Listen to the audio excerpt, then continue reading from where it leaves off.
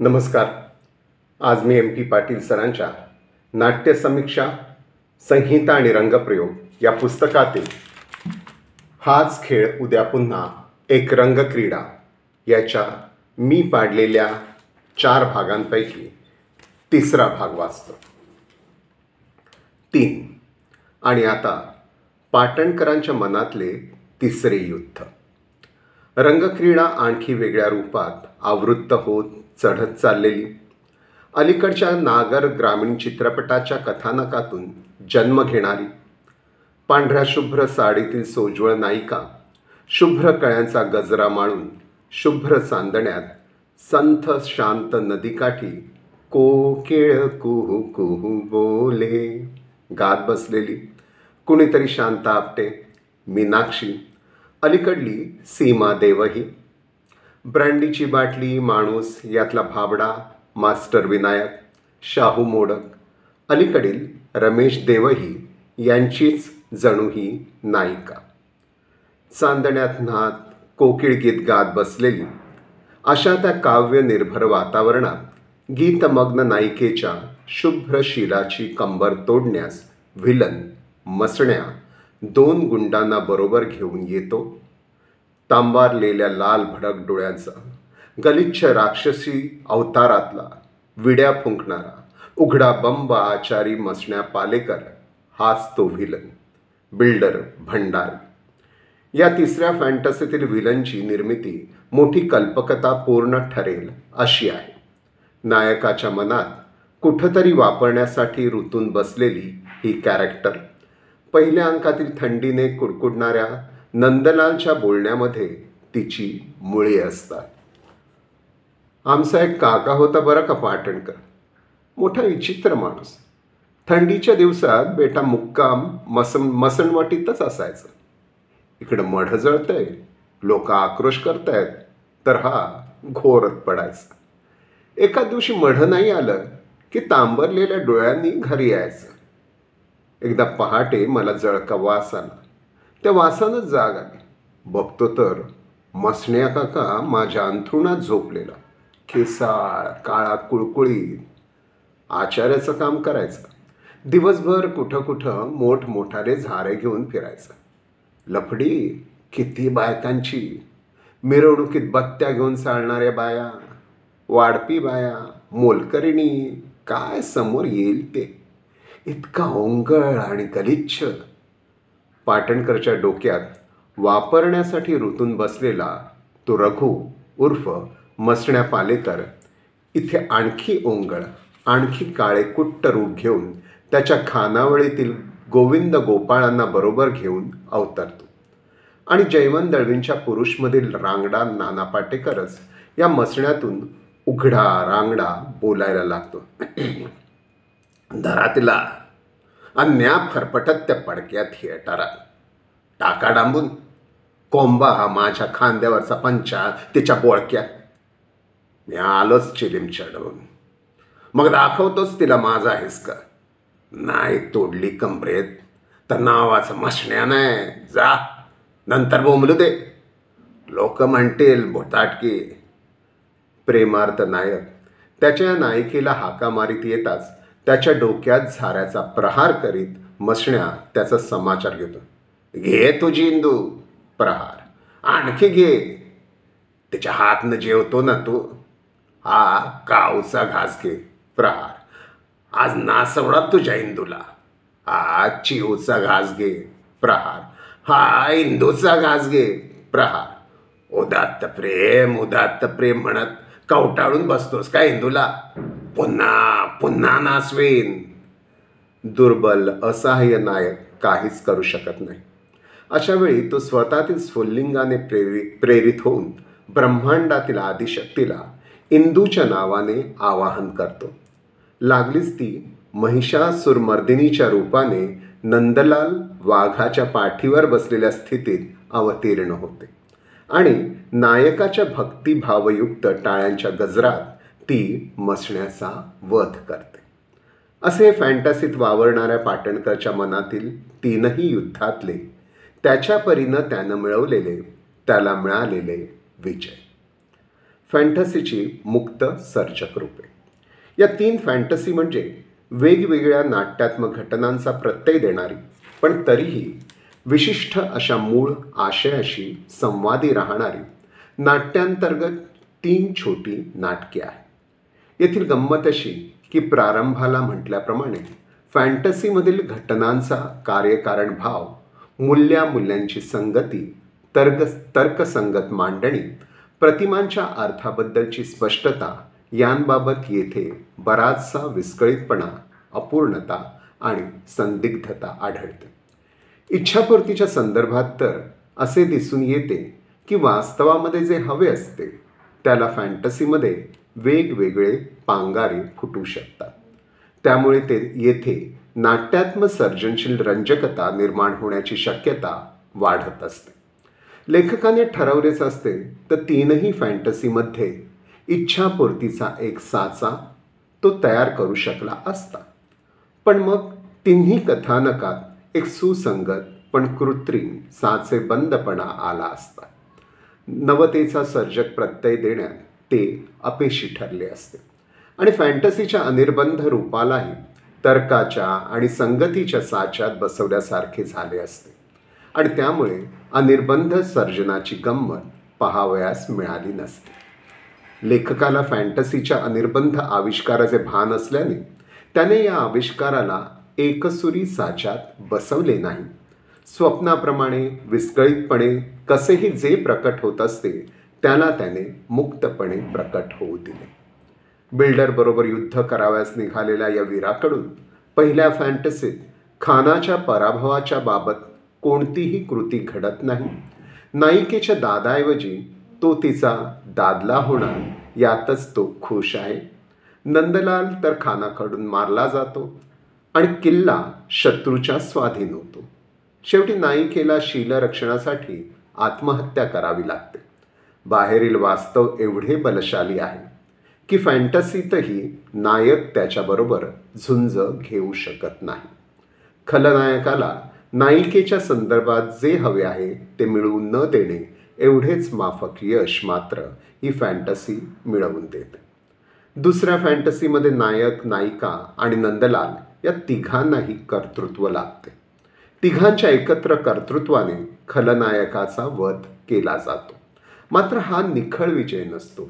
नायिकेला त्यासाठी मोठे मोल द्यावे लागते. परत तिच्या फॅन्टसीत नायक, नायिका, नंदलाल तिघेही असहाय्य आणि निष्क्रिय आहेत. मग खलनायकाच्या वधासाठी आदिम शक्ती आणि इंदू यांच्या संमिश्र रूपातील महिषासुरमर्दिनीला अवतरावे लागते. एकामागून एक चढत जाणारे विजय, नायिकेच्या शुभेच्छेनुसार नायकाचे दिसून येणारा पराक्रम, खलनायकाचा सर्वत्र निपात, नायिकेची प्राप्ती आणि रतनविलासच्या भूमीचे रक्षण अशा प्रकारची सुसंगत इच्छापूर्ती या फॅन्टसीमध्ये आढळत नाही. याउलट संगती नसलेला अनिर्बंध विस्कळीतपणा हेच फॅन्टसीचे वैशिष्ट्य येथे दिसत असते. मूल्यांचा विचार केला तर त्याबाबतही काही सुसंगत चढत जाणारी मांडणी येथे आढळत नाही. पहिल्या फॅन्टसीत शीलरक्षणार्थ नायिकेची राजपूत स्त्रियांच्या जोहारासारखी आत्माहुती हे मूल्य, दुसऱ्या फॅन्टसीत देशाच्या स्वतःच्या शीलाचे अर्पण हे वरच्या पातळीवरचे मूल्य, तर तिसऱ्या फॅन्टसीत अशा स्वरूपाचे कुठलेच मूल्य गवसत नाही. सांगायचे झाले तर अपमूल्यांचा संहार हे मूल्य सांगता येईल. अर्थनिर्णयासाठी फॅन्टसीतील एखादी प्रतिमा संदिग्ध राहते की ते अर्थनिर्णयन संदिग्धच होऊन बसते. या फॅन्टसीतील इंदू ही प्रतिमा असाच संदिग्धतेचा अनुभव देते.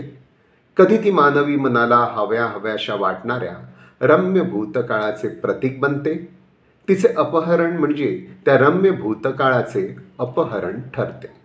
त्याविरुद्ध खलनायकाशी ही झुंज आहे असे प्रारंभी वाटते, पण पुढे इंदू हे भूमीचे प्रतीक आहे असे जाणवू लागते. बिल्डरचे या भूमीवर आक्रमण झाले आहे. पहिल्या फॅन्टसीत खान या भूमीवर किल्ल्यावर आक्रमण करतो. दुसऱ्या फॅन्टसीत इंग्रजांचे भारत या भूमीवरचे आक्रमण दिसते. तिसऱ्या फॅन्टसीत भूमीच्या संदर्भातले अर्थनिर्णयन करता येत नाही. मसण्याच्या भूमी आक्रमणाशी संबंध सांगता येत नाही. आसुरांनी पादाक्रांत केलेली भूमी महिषासूर मर्दिनीने मुक्त केली असा संबंध दुरान्वये जोडता येईल.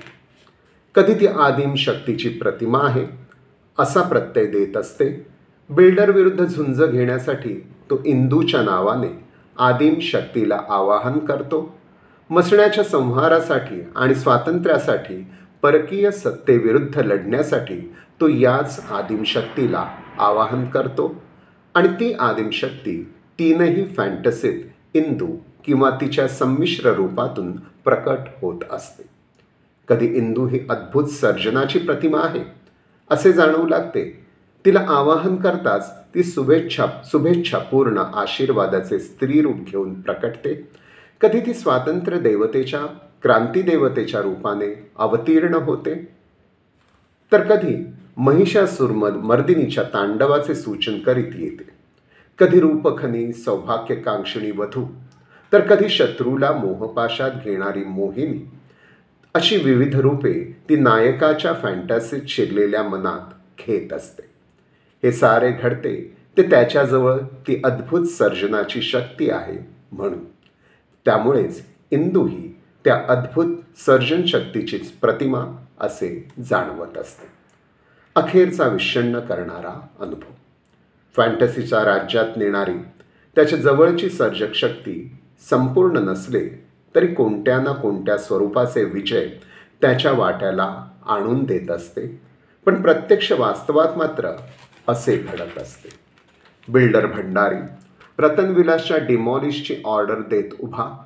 लिंगप्पा आणि मिस्त्री जीर्ण शीर्ण रतनविलासच्या जीर्ण शीर्ण बांधकामावर घाव घालू लागण्याच्या तयारीत आणि जीर्ण शीर्ण पाटणकर नंदलाल आपला बाडबिस्तारा गुंडाळून रतनविलासच्या आवारातून बाहेर पडत असलेले विषण्ण उदास.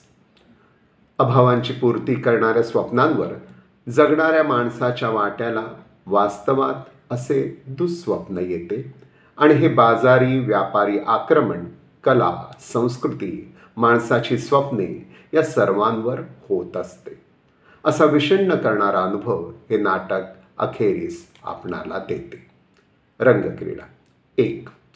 4-5 प्रकारची सोंगे घेऊन त्या भूमिकांमध्ये शिरून चकित करणारा प्रभाकर पणशीकरांचा अभिनय आपण तो मी नव्हेच मध्ये पाहिलेला असतो. एकाच नाटकातील 4 अभिनेत्यांनी उभ्या करावयाच्या 4 वेगवेगळ्या व्यक्तिरेखा एकाच अभिनेत्याने मूर्त करून दाखवण्याचा मोठा ताकदीचा डॉक्टर श्रीराम लागू यांचा अभिनय आपण कस्तुरी मृगमध्ये पाहिलेला असतो.